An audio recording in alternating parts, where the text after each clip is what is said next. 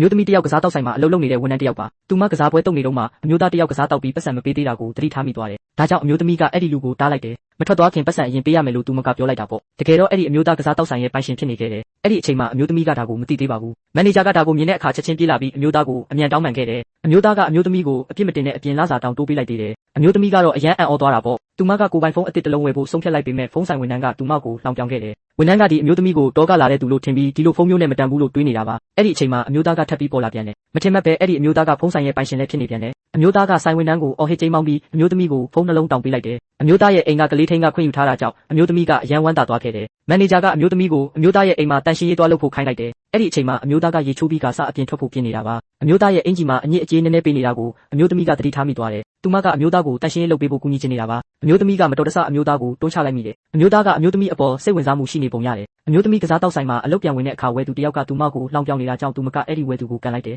မန်နေဂျာကဒါကိုမြင်တဲ့အခါအမျိုးသမီးကိုအလုပ်ထုတ်ဖို့ပြင်တော့တယ်အဲ့ဒီအချိန်မှာအမျိုးသားပေါ်လာပြီးလုံခြုံရေးဗီဒီယိုကိုစစ်ဆေးလိုက်တယ်ဝယ်သူကအမျိုးသမီးကိုမတရားဆွဆွဲထားတာကိုသူတွေ့သွားခဲ့တယ်ဒါကြောင့်အမျိုးသားကသူ့ရဲ့တပ်တော်ဆောင်တွေကိုခေါ်ပြီးအဲ့ဒီဝယ်သူကိုရဲစခန်းကိုပို့ခိုင်းလိုက်တယ်အမျိုးသားကိုကျေးဇူးတင်တဲ့အနေနဲ့ညစာကျွေးချင်တယ်လို့အမျိုးသမီးကပြောလိုက်တယ်အမျိုးသားကလည်းသူမနဲ့အတူညစာစားဖို့သဘောတူလိုက်ပါတယ်